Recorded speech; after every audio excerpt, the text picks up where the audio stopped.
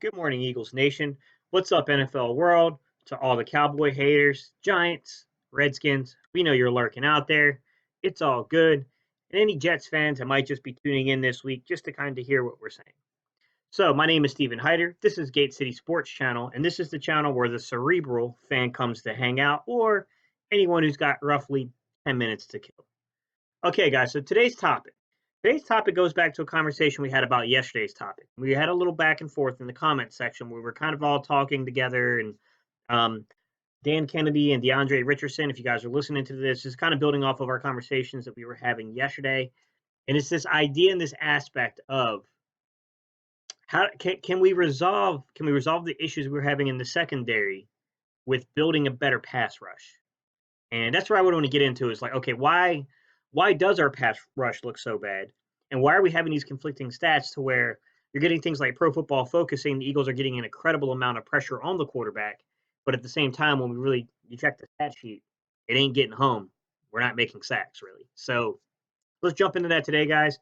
We're gonna go into today's topic. I'm gonna roll some film. I'm gonna give you my perspective about what's going on. And that's the conversation, y'all. Let's get to it.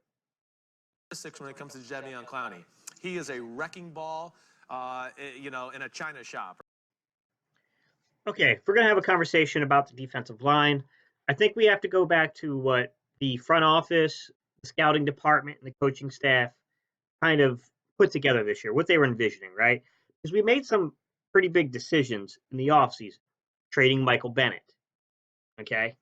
Um, Deciding to kind of just let Chris Long stay in retirement and not really try to poke him out of it.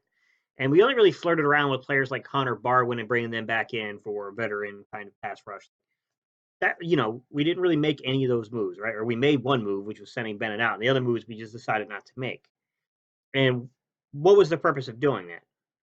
Well, we brought Malik Jackson in to play alongside of Fletcher Cox in order to have this dominant pass rush that could come right up the middle on you and on the outside. And we even got lucky and we were able to sign Tim Jernigan back because he just couldn't get that major contract coming off of the injuries. With that said, what could be a good plan doesn't always work out. And if we're going to have this conversation, I think we have to start off with this conversation by talking about injuries and the impact that injuries have had on this defensive line. Because I think losing Malik Jackson in week one, losing Tim Jernigan after week two, having to bring in Akeem Spence to play week three, and then really asking Hassan Ridgeway to play way more snaps than we originally anticipated. I mean, to me, that's having an impact on the pass rush. You can see it because Jim Schwartz, who's a guy who normally it's not his forte to bring this much pressure. He's bringing a lot more pressure. I know that he'll argue with you and say, like, no, I'm not bringing any more than I normally do. But I think what he's trying to be sneaky with is saying, like, no, I bring pressure, but he's normally only bringing like 5 men. Like he's blitzing a linebacker or something like that. I mean, we've seen definitively in games this year that he's not just blitzing an extra linebacker. Like he's bringing 6, 7, 8 man all out blitzes at times. So clearly, even though he might be blitzing more in a percentage when he's bringing the blitz, he's bringing a lot more blitzers. Learn that you can't pay with Venmo on the bridge. No, you cannot. Keenum's going to go deep, and he's got a man, McLaurin, who makes the catch. In the Washington game, that 7-yard McLaurin touchdown pass. If you look closely, what you'll see is the Eagles go with a cover zero scheme. It's some of the corners are playing in a man concept, but you can see that it's not an all-out 8-man blitz. You can see Malcolm Jenkins does come across to double the slot. So we bet on the slot being the target there. McLaurin had speed, and he got by him. That cover zero, if the blitz doesn't get home, it can be bad. Let's just be honest. And I'll be honest, it wasn't like Case Keenum held the ball that long on that one either. But with that said, I just feel like if we had 100% Fletcher Cox, 100% Tim Jernigan, if we had 100% Malik Jackson on that play, because you got to keep in mind all three of these guys are coming back from injuries. I feel confident that maybe they don't get the sack, maybe the pressure doesn't get home to a sack, but it would have been very difficult for me to believe that Case Keenum would have had enough space to step up and get his feet under that ball to throw it like that. I feel like Cox and Jernigan or Cox and Malik Jackson would have been all up in his face if they were 100%. With that said, look, a lot of people like to say things about Schwartz, but Schwartz is a gambler. He likes to be aggressive, and we saw it there. He was really aggressive with that play call, and he got beat. One way in which this stuff is kind of going is one reasoning for it. And I'm going to switch around. I'm going to give you guys some more reasonings. I'm going to show you some more film, and I'll show you what I'm seeing. At the 40-yard line, Ryan will throw. Atlanta really tried to attack us with multiple formations, and I'm going to show you this. So the first formation you're going to see here is Atlanta in a 12-man personnel, okay? They look across and they see the Eagles playing cover 3, okay? And you can see they have a running back in the backfield. What's amazing to me is how effective this is because they didn't even play action to the running back, but it does hold the linebackers, and they hit a quick slant to the tight end. That was one way that they're not holding the ball. They're clearly scared of our defensive line, and it's effective. They're going to hit us with multiple fronts, and some are effective, some are not. But nonetheless, we can see the gameplay. Is the fullback.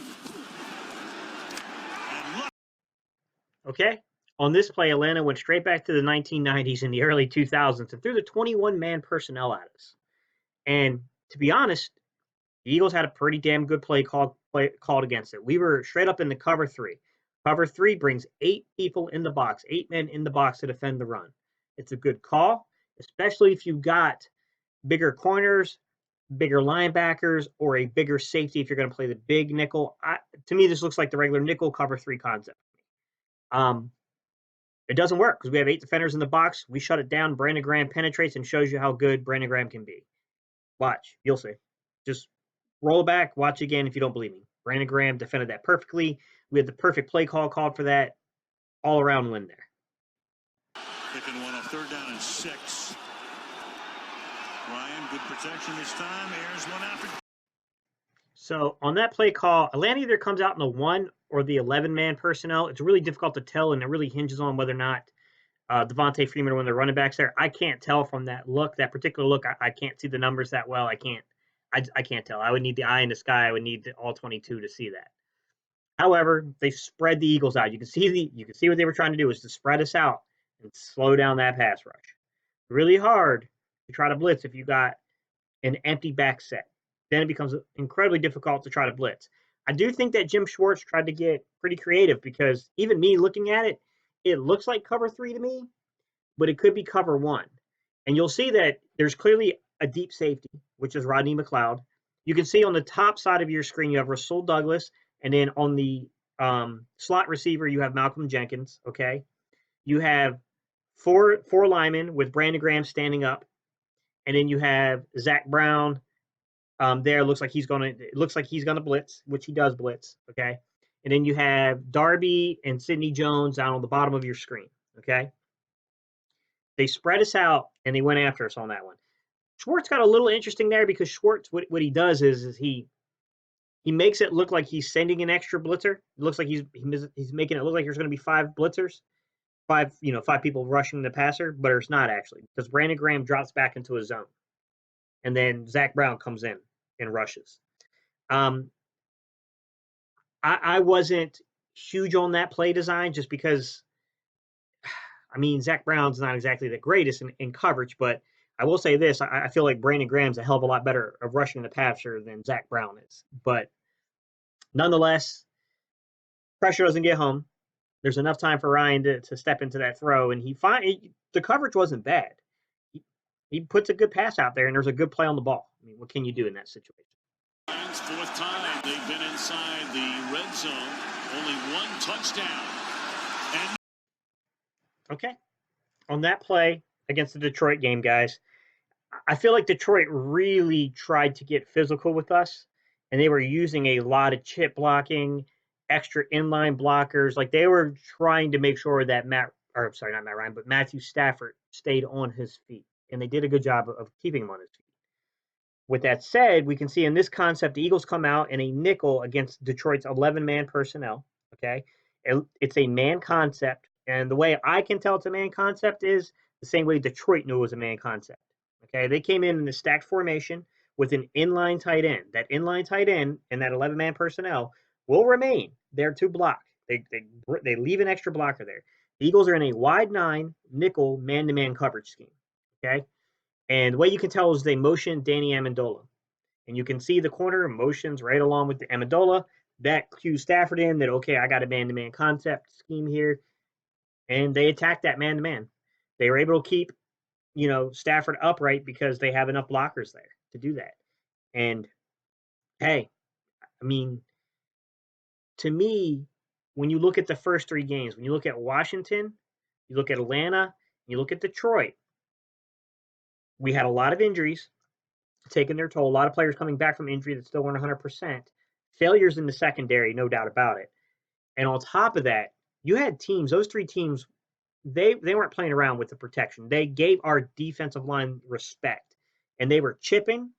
They were using multiple fronts on us. They were max protecting on us. Like, they really were concerned about our pass rush. And it's really hard to judge this, to say like, oh, well, the pass rush is ineffective, because if a team is max protecting on you, it's really hard to make the case that the pass rush is ineffective, because then they would just try to do like Green Bay did to us, where they would just try to spread you out and come after you all day.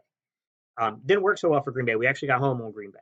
But those 3 teams, they definitely came in there with the fear of our pass rush. Okay, guys, I'm going to run that clip against Detroit one more time because I think it really drives the point home.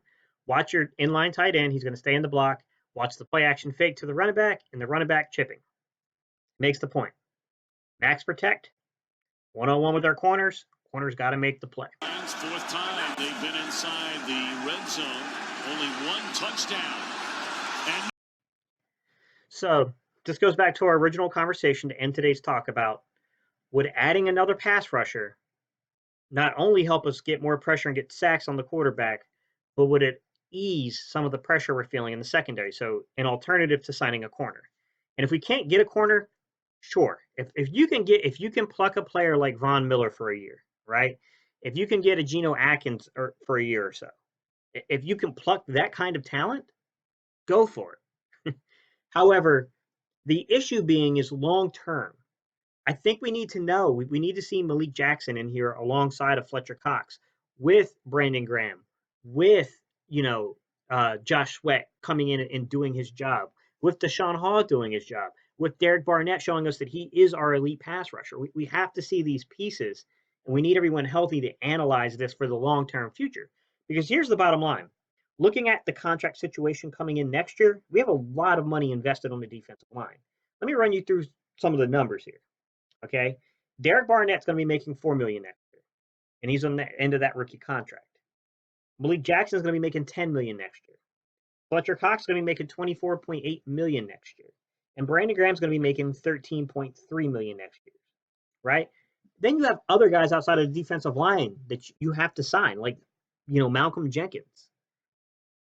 To me, you got to be really careful with how you invest your money here, because we do need answers for the long term. Because I don't know that we'd be able to retain Tim Jernigan unless he just loves playing in Philadelphia, because I don't think the money would be there for a player of his caliber in the long term. We'd love to have him back again. I mean, it's been nice to have him back. With that said, the other aspect to this is, if you're asking me where I want to spend my money and how I want to resolve this situation, I'll take an elite pass rusher if there's just